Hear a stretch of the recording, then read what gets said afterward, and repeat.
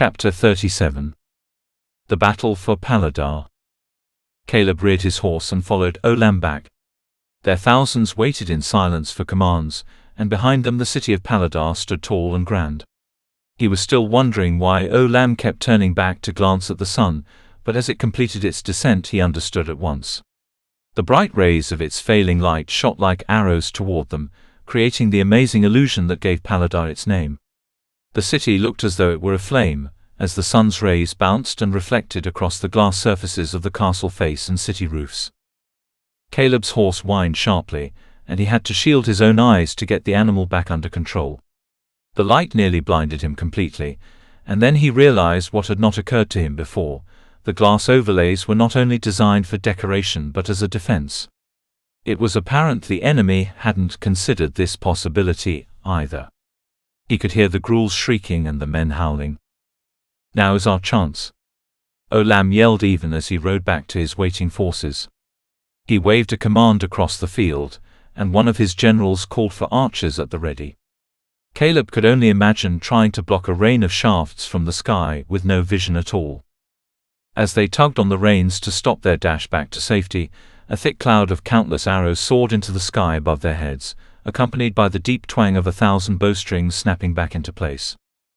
Caleb reeled his animal around to watch them strike down on the enemy, and he whipped the shield from his back, knowing return fire would soon follow. The light blinding the enemy allowed Olam to fire a second wave before they could recover. The line of archers at the front all dropped to their knees, and the line behind them stepped onto their backs with one foot to steady their aim and let their arrows fly. Leothran next to him also had her bow from off of her back, and sent up a volley to join them, although he could tell she struggled to aim with just one eye. Again the dark rain of death disappeared into the crowd across the field, and howls of bereavement followed. With another signal with his hand, Olam commanded everyone to take up their shields. "Blockade formation," he yelled. Other officers echoed his words down the line. Caleb and Leothran obeyed, and backed their horses in with the rest of the troops. They removed their shields and held them to form a blocked chamber, with the troops at the back holding them directly over their heads, while those at the front angled them vertically against the ground. A moment later, a similarly large wave of arrows blasted into the sky from the Talgathians. At first they looked like a fine mist rising from the ground, then thick sewing needles in flight. As they began their descent, they began to whistle with deadly ferocity. The high-pitched sound grew louder, until they thundered down against the metal of their shields, reverberating throughout the dark of the shelter. Caleb could hear the yells of men falling wounded all around him, but not as many as he had anticipated. The city of fire was taking its toll. 2 more exchanges of fire took place, and Caleb breathed a sigh of relief as one of the last arrows came through a tiny gap next to him, missing his arm by a thread's distance. Suddenly a loud roar burst out from the enemy, and the ground began to shake under their stampede. They were charging with the full animosity of Talgarth. It was never wise to be the first to charge, but they didn't care for anything but blood. Olam followed suit, and signaled the archers to fire one last wave into their rout and then to draw their weapons. Caleb pulled his dueling sword from its sheath, and Leothran dropped her bow and drew one of her own swords. They looked to Olam, who rode out in front of the army and waved his blade in a circle above his head. "Fall Decia," he roared. An explosive call from his men shouted back. "For Paladar. Charge." He kicked his horse and slapped its rump with the flat side of his blade, and his animal leaped into a run. Caleb and Leothran sent up their battle cries to meet the sound of the trumpets blowing behind them, and charged after Olam. Caleb's eyes danced across the approaching line of men, scanning for the best opening. He found it moments before they clashed and veered his horse slightly to the left to enter between 2 men on foot nearby. The 2 masses of men and steel collided with a sound that popped Caleb's ears. Instantly the air was filled with cries and the sounds of men and ghouls dying and being trampled.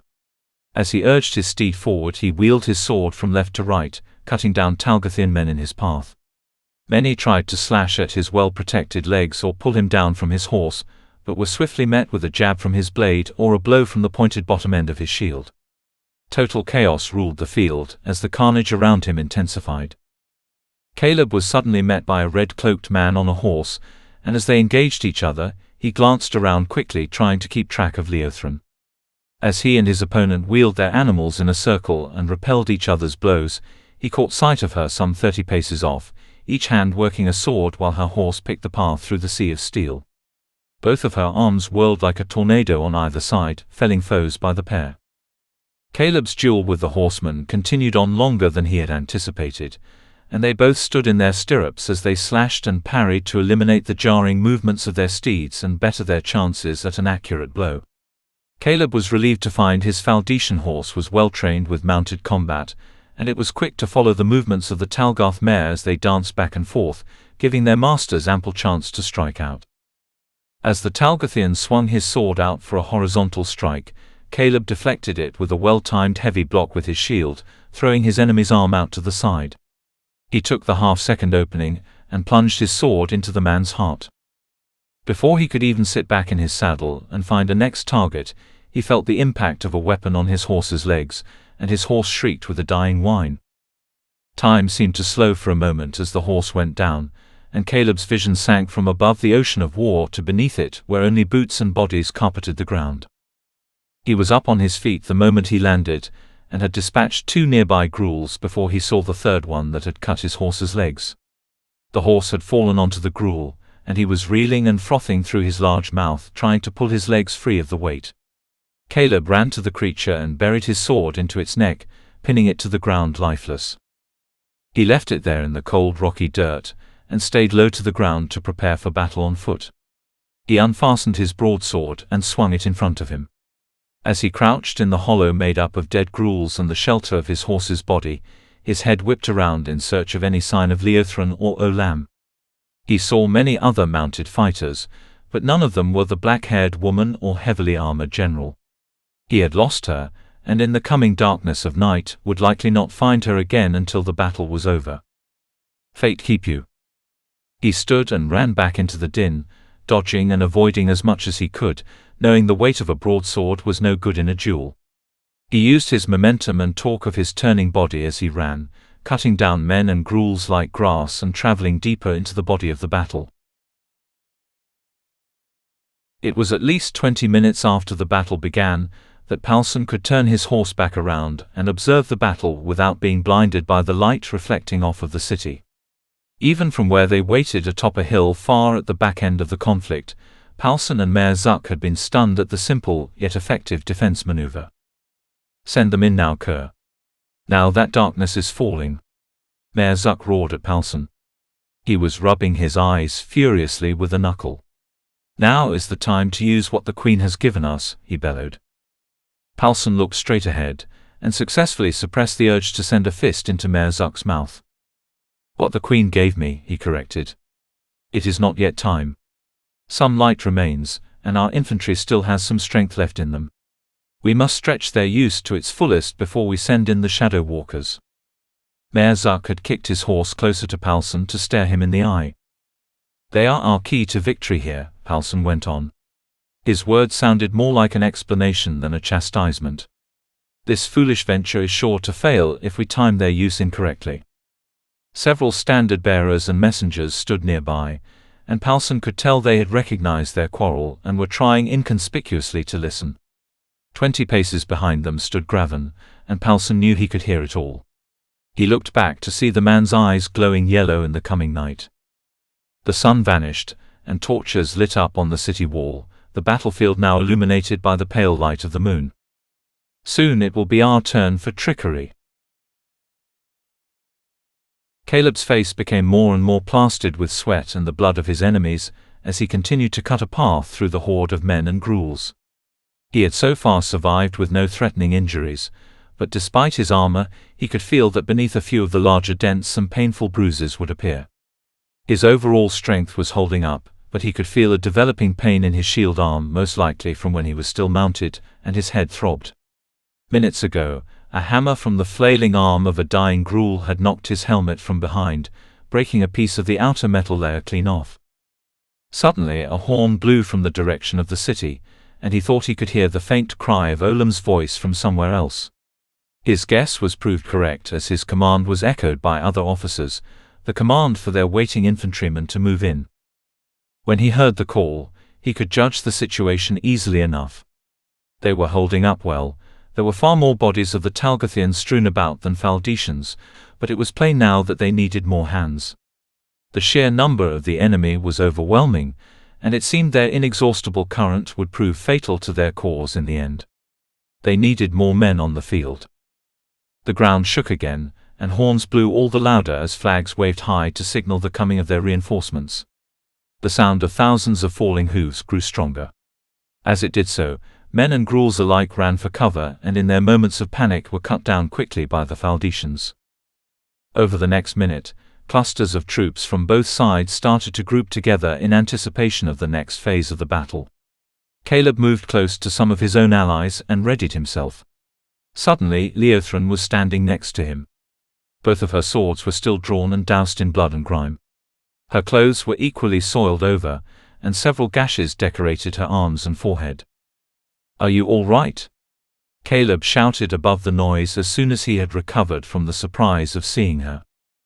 "I am fine," she shouted back. The smallest smile came to her lips, and she motioned to her forehead wounds with her eye in embarrassment. "I'm not quite used to being half-blind just yet." "And you?" "Well enough," Caleb said. "Although I fear their numbers." "Agreed," she said, as they both felt several more ghouls running across their path. "I only just lost my mount, and from higher up it was clear that they still have a healthy reserve left. We cannot hold the field." Caleb nodded, even as the cavalry collided with the body of the battle. As the fresh horsemen rushed through the crowd, a conflict ensued, and the deafening sound of clashing weapons and death filled the air again. "Let us stay together," Caleb yelled to her. "Your vision will be most helpful in the coming night." Leothran wordlessly concurred as she followed wherever he went, back to his, with both arms stretched out to her sides, blades pointing outwards. Every man or creature that entered that space was counted and killed before they could attack, while Caleb plowed forward, sweeping Talgathian legs out from under them. Palson squinted from his saddle in vain toward the vague, churning shadow in the dark ahead. He had risked coming closer, but still could see no more than blurs running about and the well-lit wall of the city of Faldesia beyond. At his feet stood Graven, who was rubbing his hands together and cracking his neck. He had discarded all of his clothing during the scouting, and now only covered himself with a thick fur blanket. He would not need it soon enough. The man watched into the night with wide eyes that burned with a golden gleam, and a crooked smile crept onto his lips. "Their infantry has taken its toll, my lord, but their strength is waning. The light has gone, and now they fear. We must act now," he said. Palson felt a churning in his gut, listening to a filthy shadow walker give him suggestions. All he could do was listen and trust him. They could see more than he could in the night, and there was no doubt they knew war as if it was their child, but he also knew this one to be rash. He was too eager for blood. What other choice did he have? "Are you sure?" Palson asked him. "How many horsemen do they have in play now?" 250, I would say," he snorted back. "Perhaps more. We cannot wait any longer. Now is the time." Palson knew he was probably right. The field had not yet been taken, and although their gathered army was massive, he did not want to risk it being reduced to a number too small to take the city. His stomach turned when he thought of the Queen's eyes upon him, and what she might do in her wrath if the battle was lost.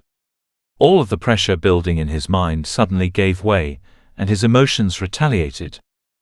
"I am no general. And I don't give a damn about Talgarth or its victory. If we fail here and the Queen is displeased, why should I care? I will leave. Run and take care of the Shadow Walkers myself. Enough of this." "It is time," he said to Graven. "Gather your men and tell them to take the bridge." The man smiled again, but this time it was filled with unadulterated wickedness. Even with his limited vision, Palson could sense it, and feel the lust for battle almost pour from his person. He grasped the hilt of his sword, and imagined driving the blade through the man's temple as soon as he turned to go. He watched him as he walked a few paces away and put his fingers to his mouth. After a loud whistle he blew into the dark. A group of 24 men emerged from the trees and from behind the rocks. Graven let his fur blanket fall to the ground and he dropped to his hands and knees. The rest mimicked him. Their eyes were like bright candles in the darkness, and Palson involuntarily drew his sword, and his eyes widened as he watched their shapes grow larger and larger until at last their transformation was complete, and they all stood more than twice the size of his horse. He and Merzuk's mounts both whinnied and staggered away as the transformation completed. All 25 of the creatures gathered into a circle, and they growled and snapped at each other in preparation for battle. "Now!" Palson shouted, raising his sword into the air. He looked at Merzuk, who had also drawn his weapon, and was waiting for the word. "Now Talgarth takes this city. We charge. Charge forth through to the bridge and upon the wall. Forward!" He and Merzuk kicked their horses into flight, but the beasts from behind rushed past them in no more than 5 strides. Their gigantic boulder-like shapes burst forward like comets, heralding raw power and imminent destruction. "Fate smite them all!" Palson roared. Merzuk no doubt thought that he was referring to the Faldetians and charged on harder. He was referring to the Shadow Walkers. "And smite you too," he yelled at Merzuk, but his words died on the wind. Thank you for listening. Subscribe and ring the bell so you don't miss the next chapter. Episodes go live every Monday and Friday morning at 10 a.m. Eastern Standard Time. The audiobook can be purchased in its entirety on Google Play Books. Get the whole trilogy now in both paperback and ebook formats. All links are in the description.